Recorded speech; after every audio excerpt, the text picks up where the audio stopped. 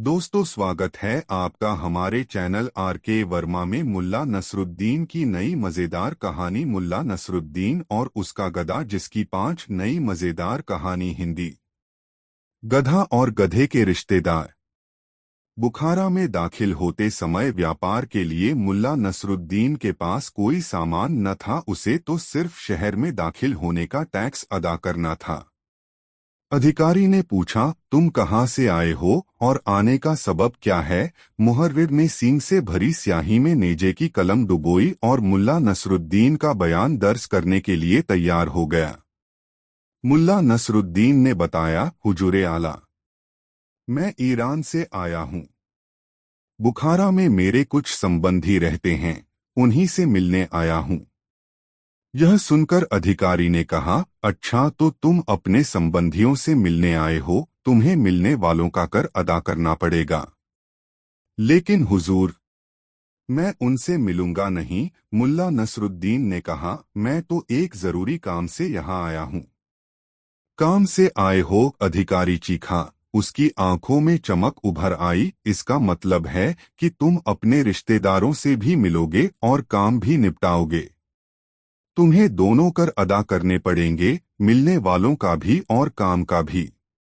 इसके अलावा उस अल्लाह के सम्मान में मस्जिदों की आराइश के लिए अतिया अदा करो, जिस अल्लाह ने रास्ते में डकैतों से तुम्हारी हिफाजत की। मुल्ला नसरुद्दीन ने सोचा, मैं चाहता था कि वह अल्लाह इस समय मेरी इन मुफ्तखोरों से हिफाजत करता। डकैतों से बचाव तो मैं खुद कर लेता, लेकिन वह खामोश ही रहा, क्योंकि उसे मालूम था कि इस बातचीत के प्रत्येक शब्द का मूल्य उसे 10 टंके देकर चुकाना पड़ेगा। चुकाना पड़ेगा। उसने चुपचाप अपनी अंटी में से थैली निकालकर शहर में दाखिले का, रिश्तेदारों का, व्यापार का तथा मस्जिदों के निर्माण का कर अदा किया। सिपाही इस फिराक में आगे को झुक झुक कर देख रहे थे कि देखें इसके पास कितनी रकम और है, मगर जब कर अधिकारी ने उन्हें सख्त निगाह से घूरा तो वे पीछे हट गए। मुहर्रिर की नेजे की कलम तेजी से रजिस्टर पर चल रही थी। कर अदा करने के बाद भी नसरुद्दीन की थैली में कुछ तंके बच गए थे। कर अधिकारी की आंखों में वे तंके खटक रहे थे और वह तेजी से सोच रहा था कि वह तंके भी इससे कैसे हथियाए जाएं। कर अदा करने के बाद मुल्ला नसरुद्दीन चलने को हुआ तो अधिकारी चिल्लाया, ठहरो। मुल्ला नसरुद्दीन पलटकर उसका चेहरा देखने लगा। इस गधे का कर कौन अदा करेगा? यदि तुम अपने रिश्तेदारों से मिलने आए हो तो जाहिर है कि तुम्हारा गधा भी अपने रिश्तेदारों से मिलेगा। इसका कर अदा करो। मुल्ला नसरुद्दीन ने फिर अपनी थैली का मुंह खोला और बड़ी ही नम्रता से बोला, मेरे आका, आपने बिल्कुल दुरुस्त फरमाया है। हकीकत में बुखारा में मेरे गधे के संबंधियों की तादाद बहुत ज्यादा है, वरना जैसे यहाँ काम चल रहा है उसे देखते हुए तो तुम्हारे अमौर बहुत पहले ही तख्त से उतार दिए गए होते और मेरे हुजूर, आप अपने लालच की वजह से न जाने कब के सूली पर चढ़ा दिए गए होते। इससे पहले कि कर अधिकारी उसकी बात का अर्थ समझ पाता, मुल्ला नसरुद्दीन उछलकर अपने गधे पर बैठा और उसे ऐड लगाकर सरपट दौड़ाता हुआ एक गली में जा घुसा।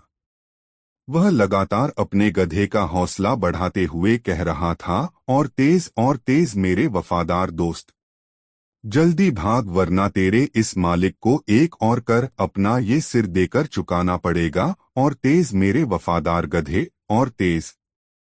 मुल्ला नसरुद्दीन का गधा भी अलग किस्म का था। मालिक ना भी कहे तब भी वह हालात को देखकर अपनी चाल बदल लेता था। उसके लंबे और सतर्क कानों ने फाटक से आती चिल्लपों और कर अधिकारी की डकराहट सुन ली थी, जो अपने सिपाहियों को उस शैतान को पकड़ लाने का आदेश दे रहा था। जाओ, जल्दी जाओ, पकड़कर लाओ उस काफिर को। आखिर वह है कौन? हवा में तैरती इन आवाजों ने मुल्ला नसरुद्दीन के गधे के पैरों में जैसे बिजली भर दी हो। वह किसी की भी परवाह किए बिना भागा जा रहा था। वह इतनी तेजी से भाग रहा था कि मुल्ला नसरुद्दीन को भी अपने पांव ऊपर उठाने पड़ रहे थे। वह तो बिल्कुल गधे की पीठ पर पड़ी जीन से चिपक गया था। उसकी बाजुएं गधे की गर्दन से लिपटी हुई थीं। यह देखकर गली के कुत्ते डर और घबराहट के मारे भौंकने लगे कि या अल्लाह, ये क्या बवाल आ गया। गली में घूमते चुगते मुर्गे मुर्गियां और उनके चूजे डरकर इधर उधर भाग रहे थे। राहगीर अचरज से दीवारों के साथ सटकर खड़े हो गए थे। कोई समझ नहीं पा रहा था कि क्या मुसीबत है। किसी की समझ में कुछ भी नहीं आ रहा था। उधर कुछ सिपाही उसकी खोज में इधर उधर निकल पड़े थे। कर अधिकारी अभी तक क्रोध से थरथरा रहा था।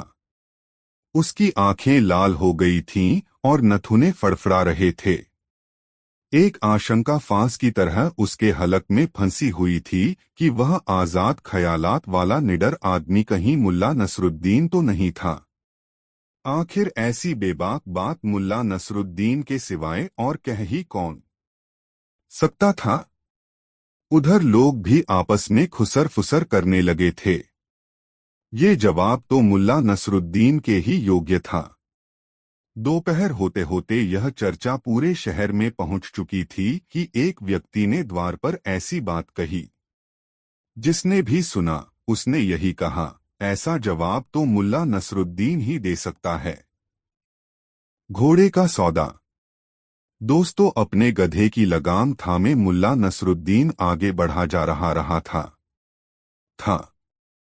दोपहर का दूसरा प्रहर गुजर चुका था। गर्मी की ज्यादती की वजह से चारों तरफ सन्नाटा था। धूल भरी गुब्बार उड़ रही थी। मुल्ला पसीने से तरबतर आगे बढ़ा जा रहा था। बाजार से गुजरते हुए उसने जानी पहचानी सड़कों को देखा। कहवा, चाय की दुकानों व मीनारों को पहचाना। 8-10 वर्षों के बाद भी कुछ चीजें ज्यों की त्यों थीं। हमेशा की तरह तालाब के किनारों पर मरियल कुत्ते आज भी सो रहे थे। मुल्ला नसरुद्दीन वहीं तालाब के किनारे एक पत्थर पर बैठ गया। बगल में ही चाय खाना था। उसने अपनी अंटी में से थैली निकाली, अब वह बिल्कुल खाली थी। गधे को उसने चरने के लिए एक ओर छोड़ दिया था। उसी से मुखातिब होकर वह बड़बड़ाया, बेटे, थैली बिल्कुल खाली है, सत्यानाश हो, टैक्स अफसर का सारी रकम निकलवा ली, वरना सामने वाली चाय की दुकान से एक चाय ही पी लेते। लेकिन खैर कोई बात नहीं, खुदा भला करेगा, कोई युक्ति लड़ाते हैं। तभी उसकी नजर उस व्यक्ति पर पड़ी जो उसकी कंगाली का कारण था। यह वही कर अधिकारी था जो घाड़ घोड़े पर चढ़ा चाय की दुकान की ओर आ रहा था। 2 सिपाहियों ने उसके घोड़े की लगाम पकड़ी हुई थी और धीरे धीरे घोड़े के साथ भाग रहे थे। सिपाहियों ने चाय की दुकान के बाहर बड़े सम्मान से अपने अधिकारी को उतारा। वह मोटा तुंदियल दुकान में चला गया।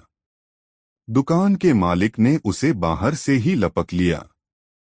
खीसे निपोरते हुए वह उसे अंदर ले गया और सम्मानपूर्वक रेशमी गद्दे पर बैठाया। फिर उसने बेहतरीन चाय का प्याला उसकी खिदमत में पेश किया।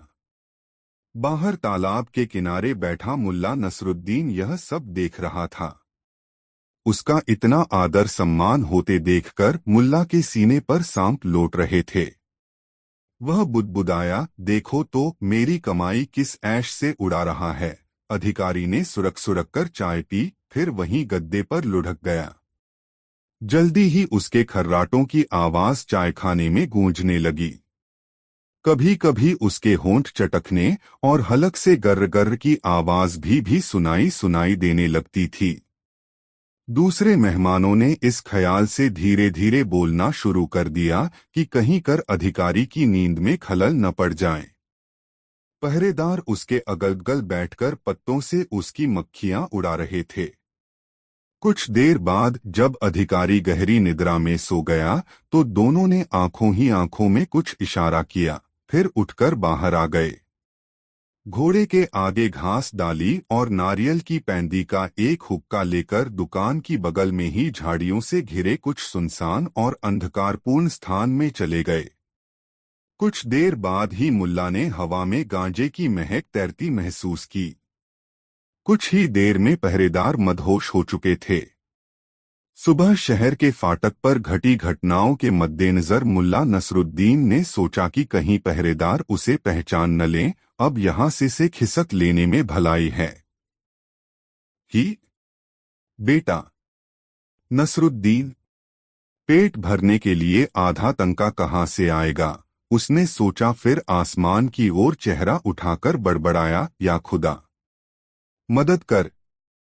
तूने न जाने कितनी बार मुल्ला नसरुद्दीन की मदद की है। कि मेरे परवरदिगार, आज फिर मुल्ला नसरुद्दीन पर रहमत की नजर कर। अरे सुन, तभी किसी ने उसे पुकारा। मुल्ला ने पलटकर देखा। एक सजीदजी घोड़ा गाड़ी उसके सामने खड़ी है।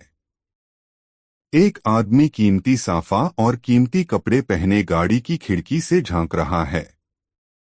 उसे देखकर मुल्ला समझ गया कि अल्लाह ने उसकी सुन ली है और कोई खुदाई मददगारा पहुंचा है।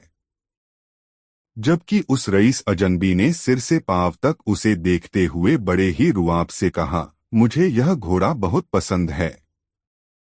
बोल, क्या यह बिकाऊ है? उसका इशारा नसरुद्दीन से 4 कदम की दूरी पर चल रहे कर अधिकारी के घोड़े की तरफ था। मुल्ला का गधा उससे कुछ ही दूरी पर था।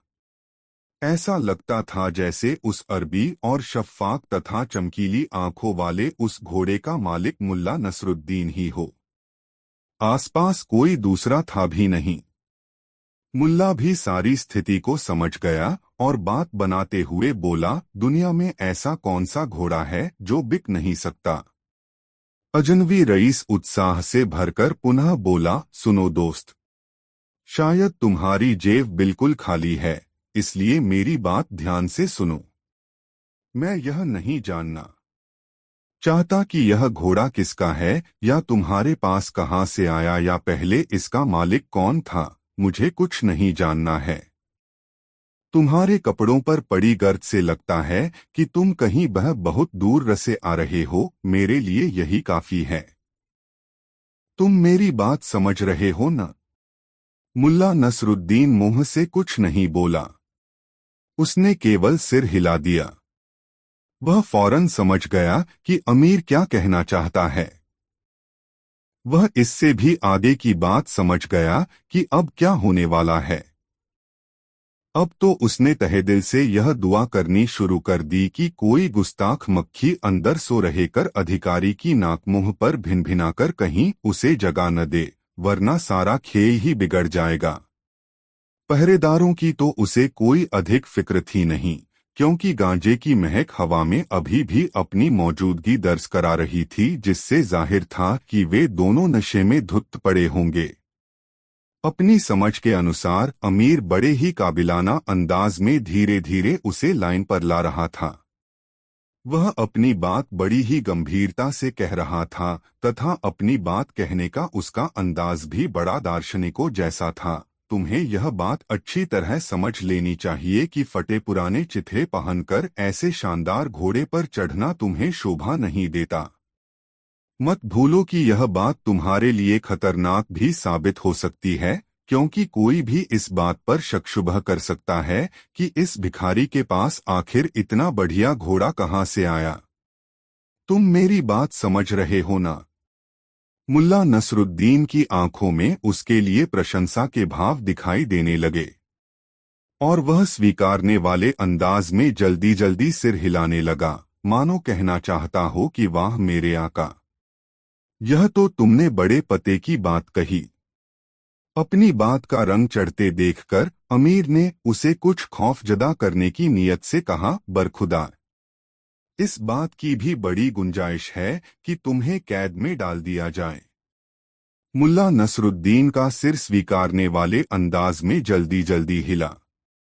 अपनी आंखों में भी उसने खौफजदा होने के भाव पैदा कर लिए। फिर बड़े ही अदब से वह बोला, आप पदुरुस्त फरमाते हैं मेरे आका। सचमुच यह घोड़ा मेरे जैसों की औकात से कहीं बाहर की चीज है। मेरी यह फटी पुरानी और भिखमंगों जैसी पोशाक तो किसी गधे पर ही चढ़ने के काबिल है। मुझे तो ऐसे शानदार अरबी घोड़े पर सवारी करने की बात तो सपने में भी नहीं सोचनी चाहिए। मुल्ला नसरुद्दीन का जवाब सुनकर रईस बड़ा खुश हुआ। वह थोड़ा और गरूर से बोला था, हालांकि तुम काफी गरीब हो, मगर मुझे खुशी है कि गरूर ने तुम्हें अंधा नहीं किया है। नाचीज गरीब को नरमाई ही अच्छी लगती है। ए मुसाफिर, सुंदर फूल बादाम के शानदार दरख्त पर ही शोभा पाते हैं, न कि किसी कटीली झाड़ी पर। यदि तुम्हें यह थैली चाहिए तो बताओ। उसने एक थैली निकालकर नसरुद्दीन को दिखाते हुए खनखनाई, इसमें पूरे 300 तनके हैं। 300 तनके। धमाकासा हुआ। मुल्ला नसरुद्दीन के ज़ेहन में भौचक्कासा होकर वह एकदम से चिल्लाया, चाहिए चाहिए। उसके हड़बड़ाहट और चिल्लाने का कारण यही था कि एक गुस्ताख मक्खी बहुत जोर अंदर कर अधिकारी की नाक पर भिनभिनाई थी, जिस कारण वह बहुत छींककर कुनमुनाया था और उसकी बाहर साफ साफ सुनाई दी थी। कहीं यह मौका हाथ से न निकल जाए, यही सोचकर वह जल्दी से बोला, चाहिए। मैं समझता हूं कि इस समय मुझे किसी घोड़े की नहीं, बल्कि इसकी सख्त जरूरत है। चांदी के 300 तनके लेने से भला कौन इनकार कर सकता है मेरे आका। अरे यह तो ठीक ऐसे ही है जैसे किसी को सड़क पर पड़ी कोई थैली मिल जाए। अमीर ऐसे अंदाज में मुस्कराया मानो उसने कोई बड़ी बाजी जीत ली हो।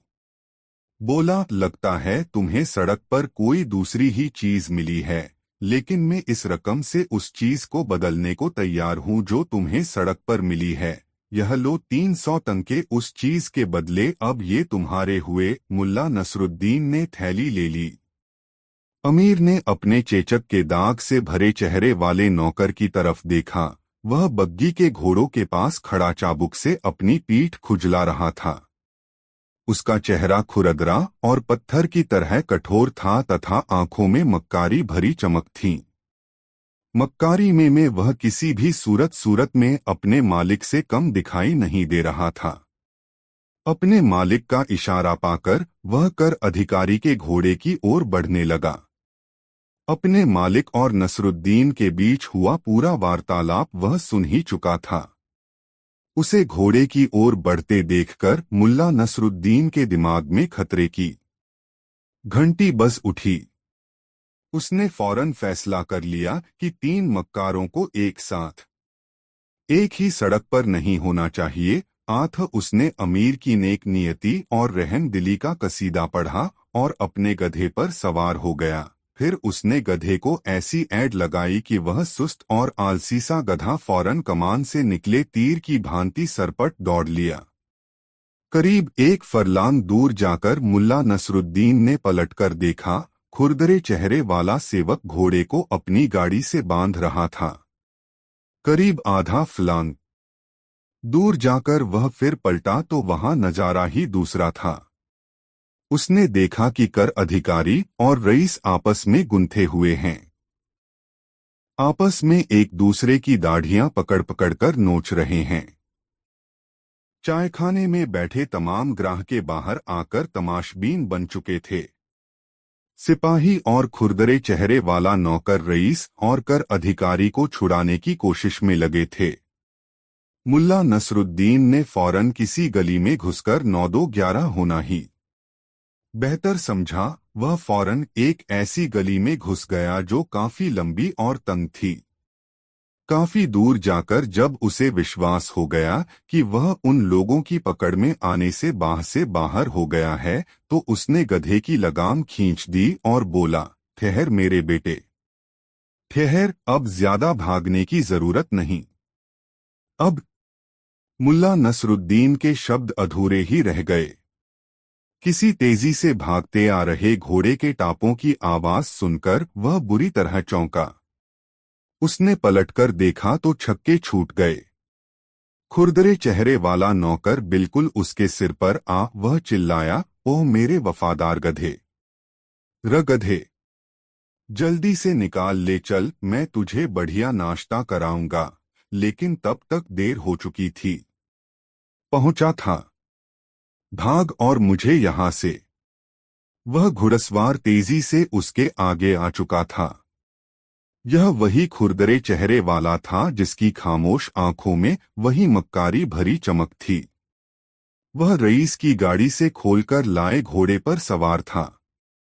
उसने गली में घोड़े को आड़ा खड़ा करके नसरुद्दीन का रास्ता रोक लिया। मुल्ला नसरुद्दीन ऐसा हो गया जैसे उसे जानता ही न हो और बड़े कायदे, अदब और प्यार से बोला, ए भले मानुष, किसी और को भी निकल जाने दो। ऐसी संकरी गली में लोगों को सीधी सीधी सवारी खड़ी करनी चाहिए, आड़ी तिरछी नहीं। नौकर एक बदनीयत हंसी हंसा, फिर अपने नापाक इरादों का परिचय देते हुए बोला, अब तो इस रास्ते को भूल जाओ, अब तो तुम्हारे पास एक ही रास्ता है जो तुम्हें सलाखों के पीछे ले जाएगा। क्या तुम जानते हो कि घोड़े के उस असली मालिक, टैक्स अफसर ने मेरे मालिक की आधी दाढ़ी नोच डाली है और मेरे स्वामी ने उसकी नाक तोड़ डाली है। अब कल अमीर की अदालत में पेश होने के लिए तैयार हो जाओ बरखुदा, तुम्हारे सितारे गर्दिश में आ गए हैं। मेरे भाई मुल्ला नसरुद्दीन ने आश्चर्य से आंखें फैलाकर कहा, तुम कहना क्या चाहते हो? आखिर इतने रुतबे वाले लोगों के लड़ने का क्या सबब 24 मुल्ला नसरुद्दीन है? और मुझे इन बातों से क्या लेना देना?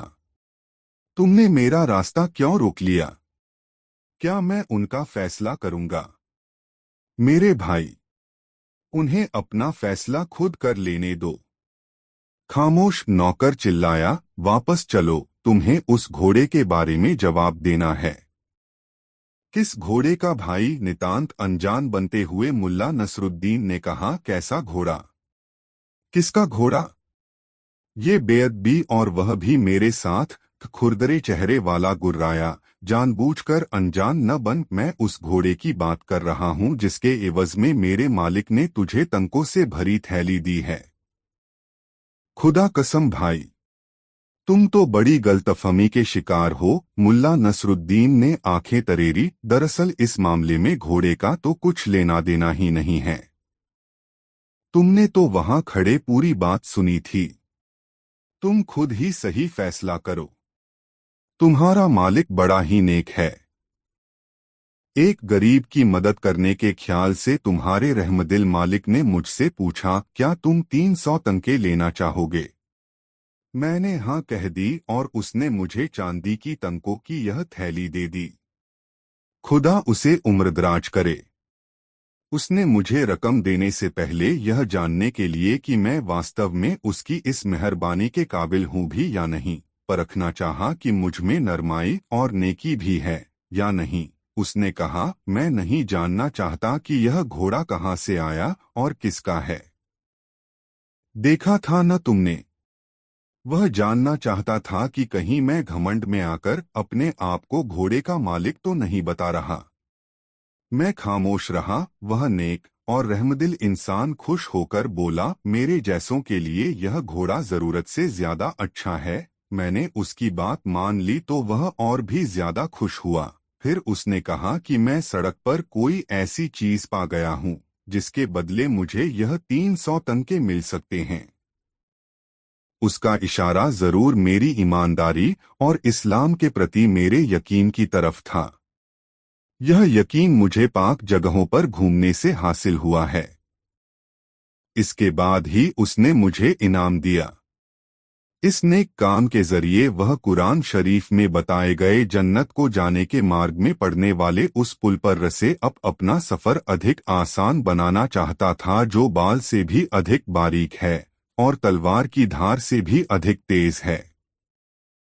इबादत के वक्त मैं खुदा को तुम्हारे मालिक के इस नेक काम का हवाला दूंगा ताकि अल्लाह ताला उस पुल पर उसके लिए बाड़ लगवा दे। खुरदरे चेहरे वाले ने बड़ी खामोशी से उसकी बात सुनी। इस बीच वह चाबुक से अपनी पीठ सहलाता रहा। पूरी बात सुनने के बाद वह एक कायांसी हंसी हंसा, फिर बोला, ए मुसाफिर, तुम्हारी बात बिल्कुल सही है। आखिर इस बात का मतलब पहले मेरी समझ में क्यों नहीं आया? तुम्हारी बातचीत का मतलब बड़ा ही नेक है, लेकिन क्योंकि उस दूसरी दुनिया के रास्ते उस दूसरा का पुल पार करने में तुमने मेरे स्वामी की सहायता करने का निर्णय लिया है, तो अधिक सुरक्षा तो इसी में है कि यह बाड़ पुल के दोनों ओर लगाई जाए। मैं भी खुशी खुशी खुदा से दुआ करूंगा कि वह मेरे स्वामी के लिए दूसरी तरफ भी बाड़ लगा दे। तो मांगो दुआ, मैंने कब मना किया है? मुल्ला नसरुद्दीन बोला, कौन रोकता है तुम्हें, बल्कि यह तो तुम्हारा फर्ज है। क्या कुरान में नहीं कहा गया है कि गुलाम और नौकरों को अपने मालिक के लिए रोजाना दुआ मांगनी चाहिए और इसके लिए उन्हें अलग से किसी इनामो इकराम की भी उम्मीद नहीं रखनी चाहिए? खुरदरे चेहरे वाले के चेहरे पर क्रोध के भाव उभरे, आंखें फैल गईं और घोड़े को ऐड लगाकर मुल्ला नसरुद्दीन को दीवार की ओर दबाकर वह गुर्राया, चल गधे को वापस मोड़, जल्दी कर, तेरा फैसला तो अमीर की अदालत में ही होगा। अरे यार, तुम तो ख्वाह खफा हो रहे हो। कुछ नर्म पड़ते हुए मुल्ला नसरुद्दीन बोला, पहले मेरी पूरी बात तो सुन लो। मैं तो 300 तंकों के हिसाब से इतने ही शब्दों की दुआ करने वाला था, लेकिन अब मैं समझता हूँ कि मैं 250 शब्दों की ही दुआ पढ़ लूंगा। हालांकि मेरी ओर की बाढ़ कुछ मोटी तली हो जाएगी, मगर खैर कोई बात नहीं। ऐसा करो, 50 शब्दों की दुआ तुम भी पढ़ लेना। खुदा तो सब कुछ जानता है, वह उतनी ही लकड़ी की बाढ़ तुम्हारी तरफ से भी दूसरी ओर लगा देगा।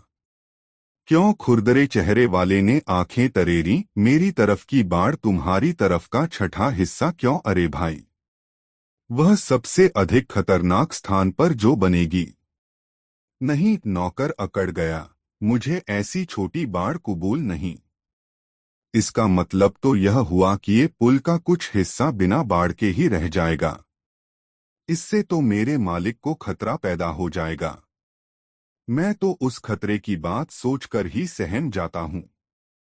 मेरी राय तो यह है कि हम दोनों को 150 शब्दों की दुआ मांगनी चाहिए, ताकि पुल के दोनों तरफ एक सी बाढ़ लगे।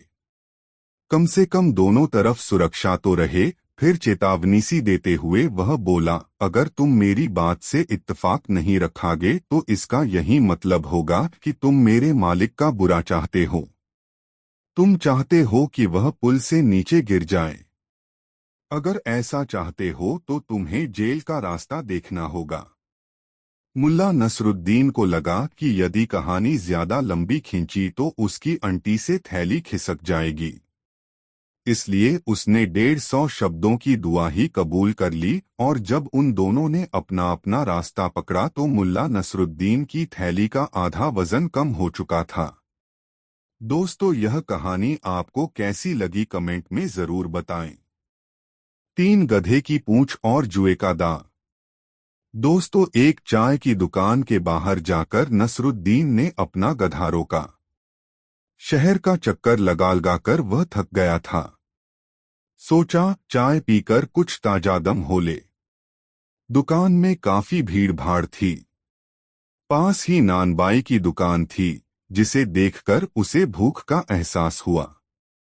वह दुकान में घुस गया और एक कोने में जा बैठा। दुकान में ऐसी भीड़ थी कि अपने लिए खाने का ऑर्डर देने के लिए भी उसे हलक फाड़कर चिल्लाना पड़ा। और जब वह दुकान के बाहर आया तो 3-4 प्लेट कीमा, 2 रकाबियां चावल और 2 दर्जन समोसे डकार गया, और अब एक अजीब सी सुस्ती उस पर छा रही थी। शरीर शिथिल सा पड़ गया था। गर्मी भी बहुत थी। खाने और गर्मी के कारण तबीयत में भारीपन सा लिए वह चाय की दुकान में आया और एक गद्दे पर पसर गया। चाय के लिए बोलकर वह भविष्य के विचारों में खो गया। वह सोचने लगा कि इस समय मेरे पास अच्छी खासी रकम है। इस रकम को किसी धंधे में लगा दिया जाए। यह रकम जीन साजी या बर्तन बनाने के काम में लगा देना अच्छा रहेगा। इन दोनों कामों को मैं बेहतर जानता हूँ। आखिर कब तक यूं ही घूमता रहूंगा? क्या मैं कोई धंधा नहीं कर सकता? क्या मैं किसी से बदतर हूँ? मैं मूर्ख हूँ, क्या मेरे नसीब में एक हसीन और मेहरबान बीवी नहीं है? क्या मैं बाप नहीं बन रह सकता? डॉट। फिर उसकी कल्पना में एक नन्हा मुन्ना बच्चा तैरने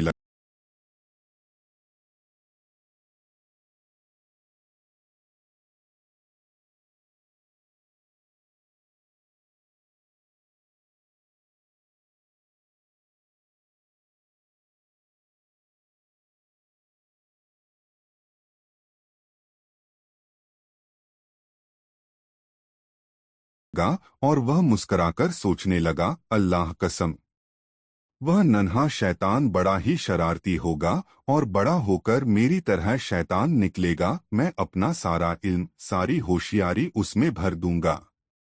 ठीक है, ऐसा ही सही। मैं आज ही निश्चय करता हूँ कि अब मैं बेचैन और आवारागर्दी भरी यह जिंदगी छोड़ दूंगा। अब काम शुरू करने के लिए मुझे जीनसाज या कुम्हार की दुकान खरीदने के लिए कम से कम 300 तके चाहिए और मेरे पास कुल 150 तंके ही हैं। तंकों का ख्याल आते ही उसे खुरदरे नौकर की याद आ गई और 150 तंके झटक लेने के लिए वह उसे कोसने लगा। फिर वह होंठों ही होंठों में बड़बड़ाया, खुदा इसे गारत करे, जिस रकम की मुझे जरूरत थी कमबख्त वही रकम छीन कर ले गया। वाह वाह। एक बार फिर भाग्य ने साथ दिया। 20 तंके। इस आवाज के साथ ही तांबे की थाली में पासा गिरने की आवाज सुनाई दी। मुल्ला नसरुद्दीन चौंका। जुआ! सचमुच बाहर जुआ हो रहा था। पशु बांधने के खूंटों के पास की जमीन पर कुछ लोग घेरा बनाए बैठे थे। चायखाने का मालिक घेरे के पीछे खड़ा गर्दन उचकाकर उनके सिरों के ऊपर से झांक रहा था। मुल्ला नसरुद्दीन कोहनियों के सहारे उठा, फिर सोचने लगा, देखना तो चाहिए, दूर से देखने में हर्ज ही क्या है। न न मैं जुआ नहीं खेलूंगा, मैं ऐसा मूर्ख थोड़े ही हूँ। वह उठकर बाहर जुआरियों के पास आया और झुंड के करीब आकर चाय वाले के कान के पास मुँह लाकर फुसफुसाया, मूर्ख लोग फायदे के लालच में अपना आखिरी सिक्का तक गवा देते हैं। पैगंबर साहब ने रुपयों के लिए जुआ खेलने को मना किया है।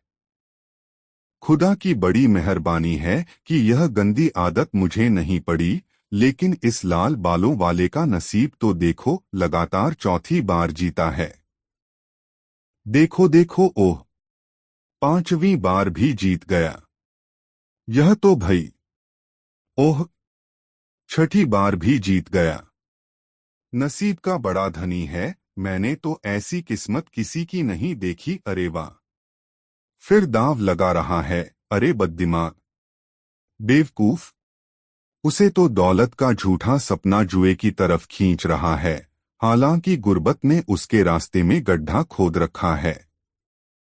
इंसान की मूर्खताओं का कोई अंत नहीं। इस लाल बालों वाले को मजा चखाना चाहिए। अगर वह 7वीं बार भी दाव जीतता है तो मैं इससे दाव बदूंगा। वैसे मैं जुए से सख्त नफरत करता हूँ।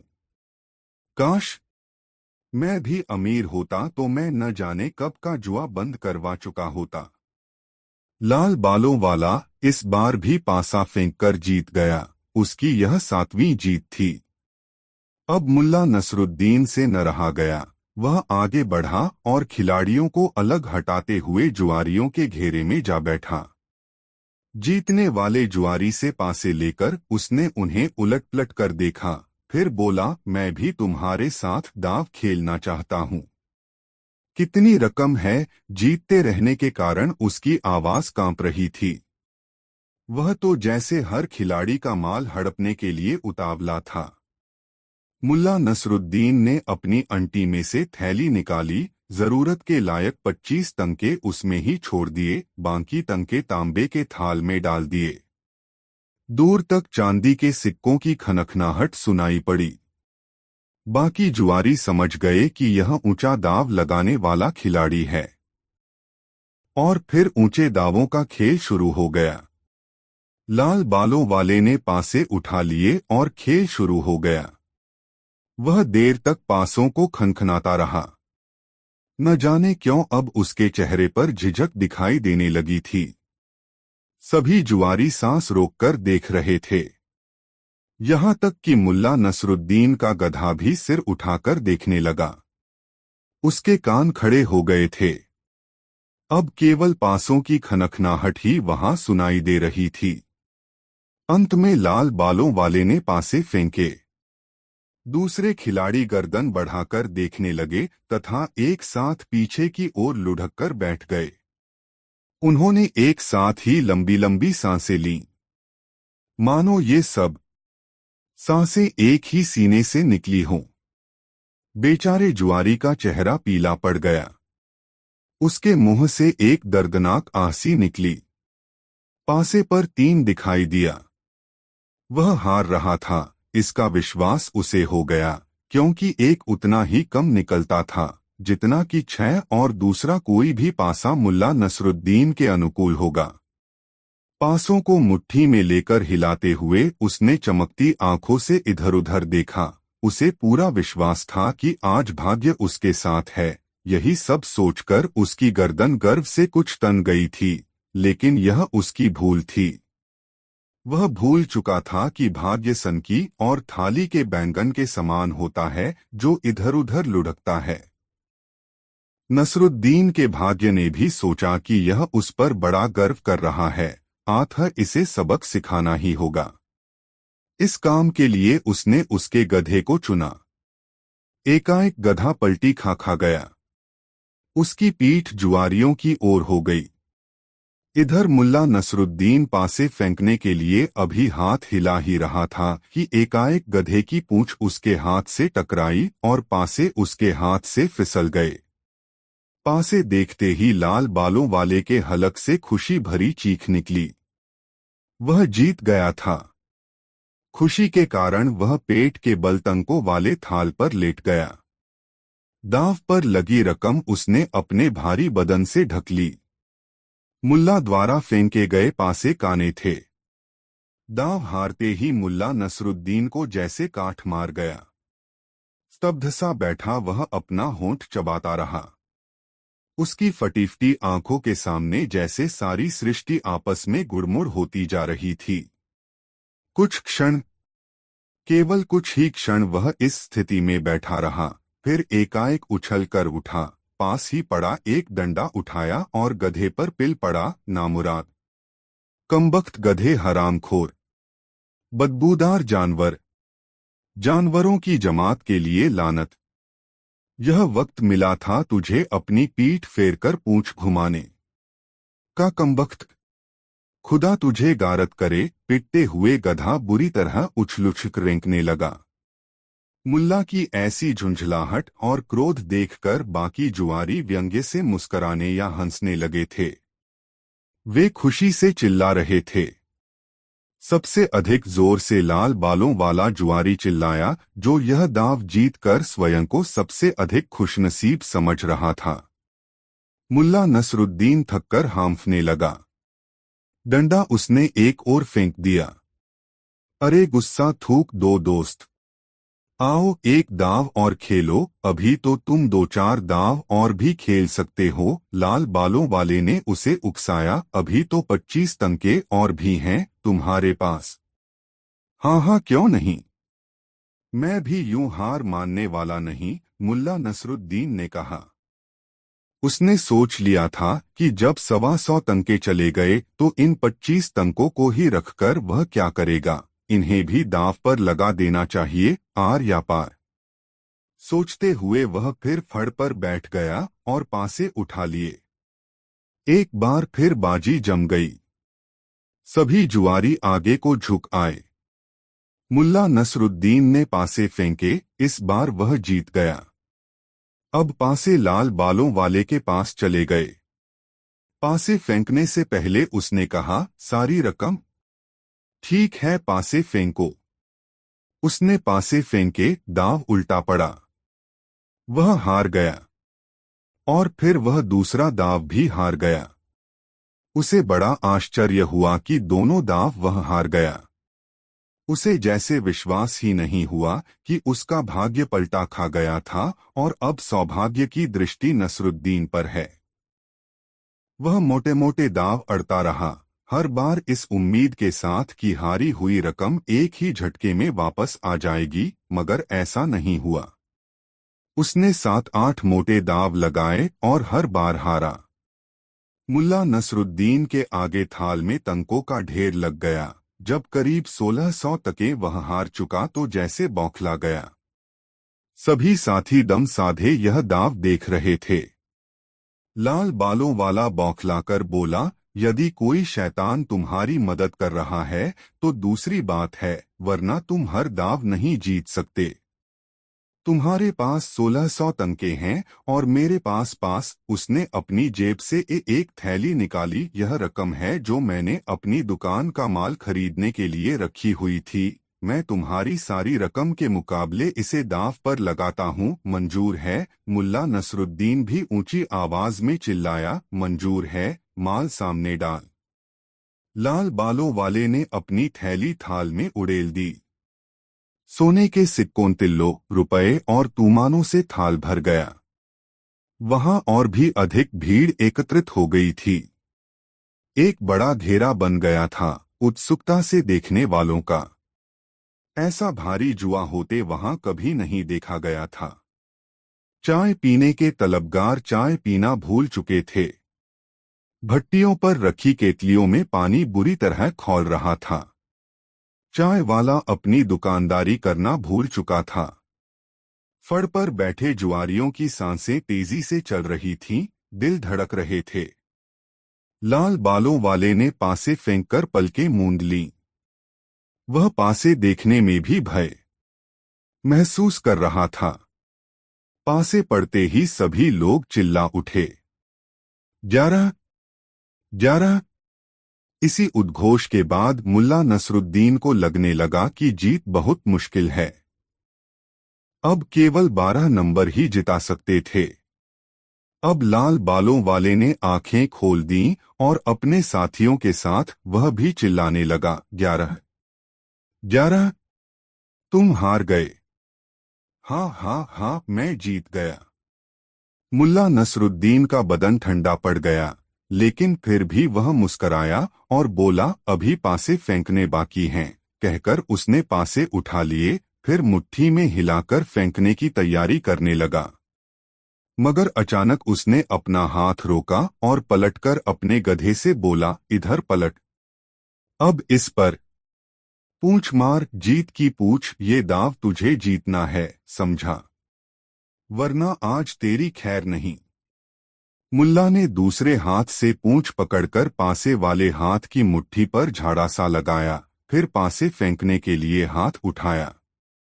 वहां बैठा प्रत्येक व्यक्ति जैसे मानसिक तनाव में आ चुका था। फिर मुल्ला नसरुद्दीन ने पासे फेंके। अगले ही पल वहां शोर मच गया। पासों पर 2 छक्के थे। 12-12, एक अजीब सा शोर मच गया वहां। लाल बालों वाले की तो जैसे खोपड़ी ही सुन्न हो गई। उसकी आंखें इस प्रकार उबल पड़ी, मानो अभी बाहर निकल जाएंगी। उसका चेहरा सफेद पड़ गया। मुल्ला नसरुद्दीन अपनी जीती हुई रकम समेटने में व्यस्त हो गया। उसकी एक नजर अपने माल पर थी, दूसरी वहां उपस्थित लोगों पर। वह सभी को संदिग्ध निगाहों से देख रहा था और चाहता था कि अब जल्दी से जल्दी वहां से खिसक ले। हाँ, एक लाल बालों वाला रो दिया। वह बार बार अपने माथे पर हाथ मार रहा था। हाय री किस्मत, हाय री कमबख्ती, बर्बाद हो गया। बिलखता हुआ सा वह उठा और लड़खड़ाता हुआ एक ओर चल दिया। मुल्ला नसरुद्दीन ने सारी रकम अपने गधे की जीन के थैलों में भरी, फिर प्यार से गधे को गले लगाया और चूमा, सामने वाली दुकान से मालपुए लेकर खिलाए। मुल्ला नसरुद्दीन का सिद्धांत था कि जो लोग यह जानते हैं कि तुम्हारा धन कितना है और कहाँ है, उनसे सदैव दूर रहना चाहिए। यही सोचकर मुल्ला नसरुद्दीन उस चाय की दुकान से खिसककर बाजार की ओर चल दिया। वह मुड़मुड़कर पीछे भी देख लेता था कि कहीं कोई पीछा तो नहीं कर रहा है। दोस्तों, वीडियो को एक लाइक जरूर करें। 4 प्रतिभाशाली गधा मजेदार कहानी। दोस्तों, बाजार में आकर मुल्ला नसरुद्दीन एक ऐसे चायखाने में जा घुसा जो लोगों से खचाखच भरा हुआ था। उसमें रेशमी गद्दे व कालीन बिछे हुए थे।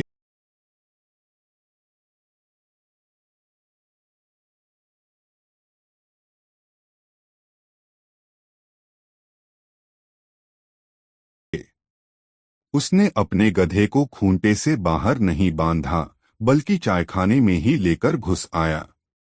वहां मौजूद लोग आश्चर्य से उसे देखने लगे। कुछ लोगों ने नाक मुंह भी सिकोड़ा कि कैसा बेहुदा आदमी है जो गधे को ही अंदर ले आया। मुल्ला नसरुद्दीन ने जीन के झोले से वह कुरान शरीफ निकाली जो कुछ दिन पूर्व एक बूढ़े ने उसे दी थी। उसने कुरान शरीफ गधे के आगे रख दी। यह कार्य उसने पूरे आत्मविश्वास और गंभीरता से किया, जैसे वह बड़ा ही स्वाभाविक हो। चायखाने में मौजूद लोग आश्चर्य और उत्सुकता से एक दूसरे का मुंह ताकने लगे। गधा चायखाने में लकड़ी के फर्श पर अपना खुर पटकने लगा। अरे, इतनी जल्दी? मुल्ला नसरुद्दीन कुरान का पन्ना पलटते हुए बोला, तू तो जरूरत से ज्यादा समझदार हो गया है। दिन दूनी रात चौगुनी तरक्की कर रहा है बेटा। यह देखकर चायखाने का तुदियल मालिक फौरन उठकर उसके पास आया और बोला, सुन ए भले मानुष, क्या तुझे यह जगह गधे के लाने के लायक दिखाई देती है? और तूने यह धार्मिक ग्रंथ खोलकर इसके सामने क्यों रखा है? मेरे दोस्त, मैं इस गधे को धर्म ज्ञान सिखा रहा हूँ, मुल्ला नसरुद्दीन ने बड़े ही आत्मविश्वास से कहा। हमारा कुरान शरीफ का सबक पूरा होने वाला है। अब शीघ्र ही इसे शरीयत धर्म कानून भी पढ़ाया जाएगा। चाय वाले की आंखें फटी और मुंह खुला का खुला रह गया। ऐसा अजूबा उसने जीवन में आज से पहले कभी नहीं देखा था। अन्य लोगों में भी कानाफूसी और भनभनाहट होने लगी। इस अजूबे को देखने और समझने के लिए बहुत से लोग उठकर खड़े हो गए। गधे ने एक बार पुनः खुर पटका। बहुत खूब, बहुत खूब। मुल्ला नसरुद्दीन ने पुनः पन्ना पलटा। मेरे बेटे, बस थोड़ी सी कसर रह गई है, तू जरूर अरबी मदरसे में उस्ताद बनने के काबिल हो जाएगा। फिर वह तमाशबीनों की तरफ पलटा। बस इसके साथ यही कमी है कि यह किताब के पन्ने नहीं पलट सकता। इस काम में इसे किसी न किसी की मदद चाहिए। ऊपर वाले ने इसे बड़ा ही जहीन बनाकर भेजा है। जनाबे आली, इसकी याददाश्त तो कमाल की है। अल्लाह से बड़ी गलती हुई जो इसे उंगलियां न बख्शीं। देखते ही देखते मुल्ला नसरुद्दीन के चारों ओर अच्छी खासी भीड़ जमा हो गई। अब मुल्ला नसरुद्दीन अपनी असलियत पर आ गया। समय कम था और उसे अभी काफी काम करना था। वह बोला, साहेबान, यह कोई साधारण गधा नहीं बल्कि शाही गधा है। हमारे अमीर का गधा है। एक रोज अमीर ने मुझे अपने पास बुलाकर कहा कि क्या तुम हमारे गधे को दीनियात सिखा सकते हो ताकि यह हमारे जैसा अक्लमंद हो जाए। मैंने गधे का दिमागी मुआयना करके कहा कि ए सम्मानित अमीर, यह गधा उतना ही तेज दिमाग और प्रतिभाशाली है जितने कि आपके अन्य दरबारिया आ।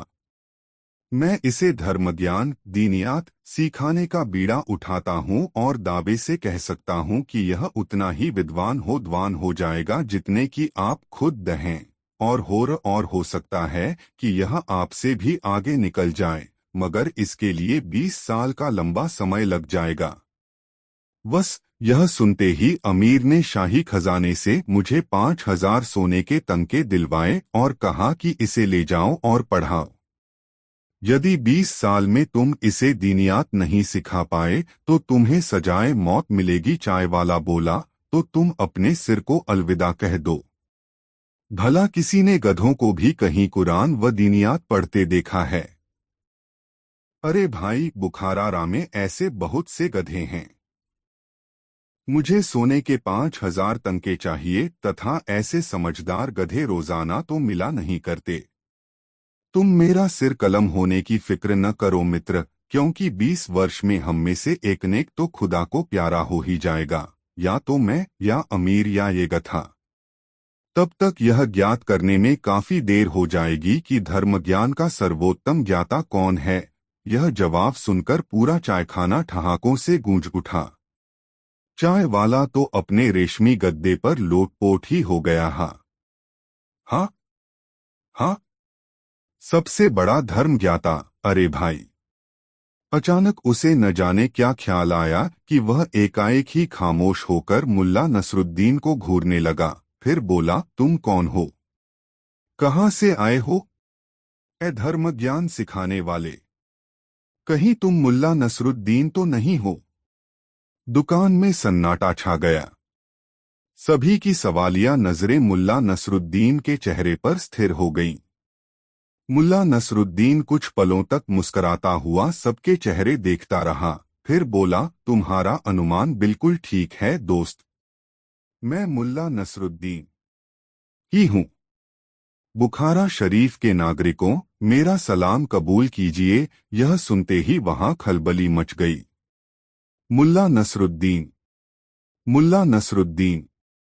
और यह बुलंद आवाज एक चायखाने से दूसरे में, दूसरे से तीसरे में, और फिर देखते ही देखते यह चर्चा पूरे शहर में फैल गई कि मुल्ला नसरुद्दीन बुखारा में आ चुका है। प्रत्येक स्थान, प्रत्येक गली कूचे में सिर्फ और सिर्फ एक ही चर्चा थी, मुल्ला नसरुद्दीन की चर्चा। दूर दूर के लोग चायखाने में आकर एकत्रित हो गए थे। ताजिक, उज्बक, तुर्कमानी, तातर, जर्जियाई वहां एकत्रित होकर जोर जोर से चिल्लाकर अपने प्यारे नसरुद्दीन, खुशमिजाज व हास्यप्रिय नसरुद्दीन का स्वागत कर रहे थे। भीड़ बढ़ने के बाद किसी ने एक गट्ठर बढ़िया किस्म की घास गधे के आगे लाकर डाल दी। किसी ने जई का ढेर लगा दिया और किसी ने एक बाल्टी साफ पानी उसके आगे रख दिया। मुल्ला नसरुद्दीन बाहर चायखाने की बरसाती में आ गया। उसने अपने चाहने वालों को सलाम करके उनका हार्दिक अभिनंदन किया, फिर एक तख्त पर खड़ा होकर बोला, बुखारा के नागरिकों, मैं आप सबका तहे दिल से स्वागत करता हूँ। आप लोगों से मिलकर मेरा मन खुशी से नाच उठा है। हम पूरे 10 वर्षों के बाद मिल रहे हैं। मैं जानता हूं कि आपके दिलो दिमाग में बहुत से सवाल कौंध रहे हैं। ऐ मेरे प्यारे देशवासियों, मैं आपके सवालों के जवाब गीत गा कर देना चाहता हूं, कहकर उसने पास ही रखा मिट्टी का एक घड़ा उठा लिया, उसका पानी फेंककर खाली किया और उसे बजाकर गीत गाने लगा। मुल्ला नसरुद्दीन ने जब से होश संभाला था, तब से वह अमीरों, सूदखोर आदि के अत्याचारों को गीतों के रूप में गा कर जनता के सामने रखता था। अपनी कविताओं और गीतों में उसने अमीर और सूदखोरों पर करारे व्यंग्य कसे थे। अंत में वह लोगों से कहता कि जिस प्रकार एक रोज पाप का घड़ा फूटता है, उसी प्रकार अमीर का घमंड भी एक न एक दिन अवश्य ही चूर चूर हो जाएगा और जनता को उसके अत्याचारों से मुक्ति मिलेगी। यह कहकर वह घड़े को धरती पर पटककर चूर चूर कर देता था। इस बार भी गीत की समाप्ति पर उसने ऐसा ही किया। फिर जनता से मुखातिब होकर बोला, दोस्तों, नयाज कुम्हार को सूदखोर और अमीर के बेरहम फैसले से बचाने की कोशिश करनी चाहिए, उसकी मदद करनी चाहिए। आप लोग मुल्ला नसरुद्दीन को भली भांति जानते हैं कि वह सही समय पर लोगों का कर्ज चुका देता है। क्या कोई मुझे कुछ समय के लिए 400 तनके दे सकता है? यह सुनकर एक भिश्ती तेजी से आगे बढ़ा और बोला, भाई मुल्ला नसरुद्दीन, हम गरीबों के पास भला इतना धन कहाँ है? हमारा सारा धन तो भारी भारी कर चुकाने में ही चला जाता है, लेकिन मेरा यह नया पटका आप ले लो, शायद इससे कुछ मिल जाए। यह कहकर उसने अपना नया पटका मुल्ला नसरुद्दीन के कदमों में डाल दिया। इसके साथ ही लोगों में सरगोशियां सी होने लगीं। फिर जैसे एकाएक ही सामूहिक आंदोलन सा फैल गया। देखते ही देखते उसके कदमों में पगड़ी, पटके, रुमाल, जूते और बर्तनों आदि का ढेर लगने लगा। तुंदियल चाय वाले ने भी 2 बेहतरीन चायदानियां व तांबे की 2 तश्तरियां लाकर उसके कदमों में रख दीं। देखते ही देखते सामान का बड़ा सा ढेर हो गया। बुखारा के नेक व रहमदिल नागरिकों, मुल्ला नसरुद्दीन बोला, बस बस, बहुत सामान हो गया। अब मैं नीलामी शुरू करता हूँ। यह रहा भिश्ती का पटका, जो इसे खरीदेगा उसे प्यास नहीं सताएगी। ये रहे कुछ मरम्मत किए पुराने जूते जो कि मक्का हो आए हैं। इन्हें पहनने वाले को जियारत, तीर्थ यात्रा का सुख मिलेगा। ये सभी सामान बहुत सस्ते में बिक रहा है, जल्दी करो। मुल्ला नसरुद्दीन चिल्ला रहा था, मगर जनता गुमसुम सी चुपचाप खड़ी थी। अमीर और सूदखोर के अत्याचारों से दुहकी जनता की जेब खाली थी। दोस्तों, यह कहानी आपको कैसी लगी कमेंट में जरूर बताएं। 5 तलवार के बदले गधा मजेदार कहानी। दोस्तों, मुल्ला नसीरुद्दीन की जवानी के दिन थे। उसकी दाढ़ी सजीली होती जा रही थी। दाढ़ी की नोक की मानिंद उसने अपनी टोपी की नोक भी दर्जी से कहकर बनवाई थी। उसके जैसी टोपी किसी की नहीं थी। उसने अपने लिए एक गधा भी खरीद लिया था जिसे वह बहुत प्यार करता था और बहुत सजाकर रखता था। जवानी के दिनों में उसका एक प्यारा साथी थामजे है। मजहर हमेशा नसीरुद्दीन की तरफदारी करता था। वक्त जरूरत उसकी मदद के लिए तैयार रहता था। एक सुबह मजहर ने देखा मुल्ला नसीरुद्दीन रेशमी सलवार, साटन का चोगा और चमकीली नोकदार टोपी पहने, आंखों में सुरमा डाले, दाढ़ी फरफराता हुआ गधे पर सवार होकर कहीं जा रहा है। मजहर 2-4 कदम चलकर गधे के पास आ गया और मुल्ला नसीरुद्दीन से पूछने लगा, क्या बात है मुल्ला? यह सुबह सुबह तुम कहाँ चल दिए? मजहर को देखकर खुश होते हुए मुल्ला नसीरुद्दीन ने कहा, अच्छा हुआ मजहर, तुम मिल गए। मैं जंगल पार के गांव में बुआ से मिलने जा रहा हूँ। जंगल के पार जाने में तो खतरा है। दिन में चोर डाकू जंगल में ही पनाह लेते हैं और रात को निकलकर अपना काम करते हैं। तुम यह जोखिम क्यों उठा रहे हो? मजहर ने मुल्ला नसीरुद्दीन से पूछा। अब चल दिए तो चल दिए। जब उखल में सिर दिया तो मूसल से डरना क्या? मुल्ला नसीरुद्दीन ने सहजता से कहा।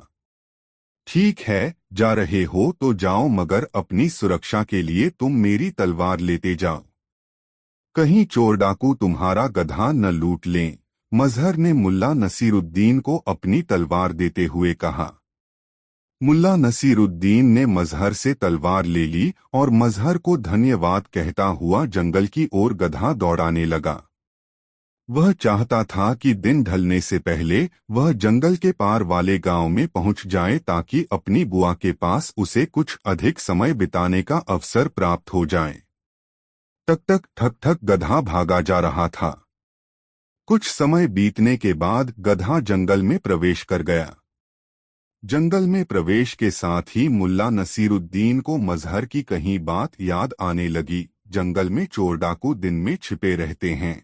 जंगल जब घना होने लगा तब मुल्ला नसीरुद्दीन के रोंगटे यह सोचकर खड़े हो गए कि जंगल में चोर डाकू ऐसी ही जगह पर पनाह लेते होंगे जहां छुपने की गुंजाइश बहुत हो। यहाँ तो आदमी क्या, हाथी भी छुप जाए तो खोजने से नहीं मिलने वाला। गधा अपनी चाल में चल रहा था और मुल्ला नसीरुद्दीन के मन में तरह तरह के भय का संचार हो रहा था। उसे लग रहा था कि कहीं से भी अचानक कोई डाकू प्रकट होकर कह सकता है, अबे उतर गधे से और गधा मेरे हवाले कर दे। मुल्ला के मन में गधे के प्रति गहरा लगाव था क्योंकि उसके पास सबसे बेशकीमती चीज के रूप में यही एक गधा था जिस पर केवल उसकी मिल्कियत थी। थोड़ी दूर और घने जंगल में बढ़ने के बाद मुल्ला नसीरुद्दीन ने एक आदमी को सामने की ओर से पैदल आते देखा। उसने मजहर की दी हुई तलवार की मूठ पर अपनी हथेली की पकड़ मजबूत कर ली। ज्यों-ज्यों वह आदमी धीरे धीरे मुल्ला नसीरुद्दीन के करीब आता गया, तलवार की मूठ पर मुल्ला नसीरुद्दीन की पकड़ मजबूत होती गई। आदमी गधे के सामने आया। मुल्ला नसीरुद्दीन की पकड़ तलवार की मूठ पर और मजबूत हो गई, मगर उस व्यक्ति ने गधा सवार मुल्ला की तरफ देखा भी नहीं और गधे की बगल से गुजरने लगा। तब मुल्ला नसीरुद्दीन ने अपना गधा रोककर उस आदमी से कहा, सुनो भाई साहब, तुम चोर हो या डाकू हो, जो भी हो, मेरा गधा मत लूटना। बदले में चाहो तो मेरी तलवार रख लो। उस आदमी ने मुल्ला नसीरुद्दीन की तरफ परेशान नजरों से देखते हुए कहा, मैं न चोर हूं न डाकू, राहगीर हूं। तलवार मेरे किसी काम की नहीं, इसे अपने ही पास रखो। ऐसा कहकर वह आदमी जाने लगा। तब मुल्ला नसीरुद्दीन अपने गधे से उतरकर उसके सामने खड़ा हो गया और कहा, मुझे माफ करना भाई, मैं नहीं पहचान सका कि तुम चोर हो या डाकू। यह तलवार ले लो, बड़े काम की चीज है, जंगल में इससे साहस बना रहेगा, और मेरा गधा छोड़ दो। उस आदमी ने सोचा, इस बावले आदमी से पीछा छुड़ाने के लिए तलवार ले लेने में ही भलाई है। वह आदमी तलवार लेकर खुशी खुशी जाने लगा कि चलो, मुफ्त में तलवार मिल गई है, क्या पता जंगल में कहीं इसकी जरूरत पड़ ही जाए। और मुल्ला नसीरुद्दीन अपने गधे पर सवार होकर खुशी खुशी बुआ के गांव जाने लगा कि तलवार देकर आखिर अपना गधा बचा ही लिया मैंने। 2 दिनों के बाद मुल्ला नसीरुद्दीन अपने गांव वापस आया तो सबसे पहले वह मजहर से मिलने गया। मजहर से मुलाकात होते ही उसने मजहर से कहा, दोस्त, तुम्हारी तलवार न होती तो मैं गधे से हाथ धो बैठता। तुम्हारी तलवार देकर मैं गधा बचाकर लाया हूं।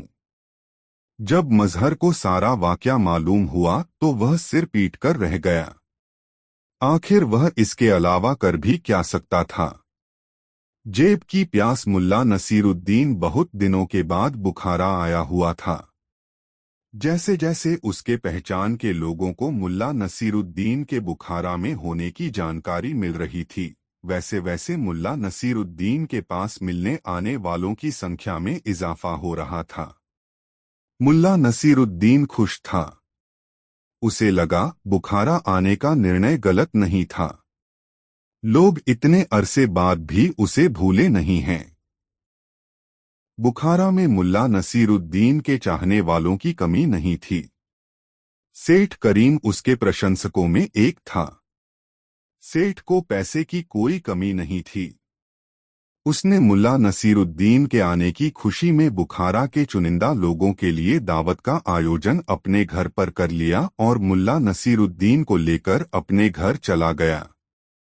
उसके रहने खाने पीने की व्यवस्था उसने अपने घर पर ही की। मुल्ला नसीरुद्दीन के तेज दिमाग, रोशन चेहरे और हाजिर जवाबी का वह कायल था तथा चाहता था कि उसकी निकटता हासिल कर वह मुल्ला नसीरुद्दीन से हाजिर जवाबी का कोई गुर सीख ले। अपने इसी उद्देश्य के तहत वह मुल्ला को अपने घर ले आया था और उसकी शान में दावत देने के पीछे उसकी मंशा थी कि लोग जान लें कि मुल्ला नसीरुद्दीन के साथ सेठ करीम की निकटता है। मुल्ला नसीरुद्दीन की आवभगत जिस तरह सेठ करीम ने की थी, उससे मुल्ला नसीरुद्दीन भी सेठ करीम के प्रति उदार हो गया था और सोच रहा था कि किसी तरह वह सेठ करीम के इस उपकार का बदला चुका दे। खैर, दावत का दिन आ गया। सेठ करीम के घर को दावत के ख्याल से खूब सजाया गया था। लोगों को बैठाने और जिमाने के लिए जगह जगह पर खिदमतगार खड़े थे। इतनी चाकचौबंद व्यवस्था थी कि कोई चूक निकालना मुश्किल था। अतिथि आने लगे थे। भोजन परोसे जाने में अभी देरी थी। मुल्ला नसीरुद्दीन को एक ऊंचे तख्त पर बैठाया गया था ताकि दावत में आने वाला हर शख्स उसे देख सके कि यही वह शख्स है जिसकी शान में सेठ करीम ने इतनी बड़ी दावत दी है। मुल्ला नसीरुद्दीन उस तख्त पर बैठकर आने वाले अतिथि को देख सकता था। उसने दरवाजे से एक गोलमटोल से आदमी को प्रवेश करते देखा। देखने में काफी संपन्न दिख रहे इस व्यक्ति ने कीमती और सजीला लिबास पहन रखा था। उसकी चाल में विशेष किस्म की अकड़ थी तथा उसकी मूंछें बड़ी रोबीली थीं। सेठ करीम ने जब उस शख्स को देखा तो खुद उठकर उसकी अगवानी की और उसे एक गद्देदार तख्त पर बैठाया जिस पर पहले से ही गावत किए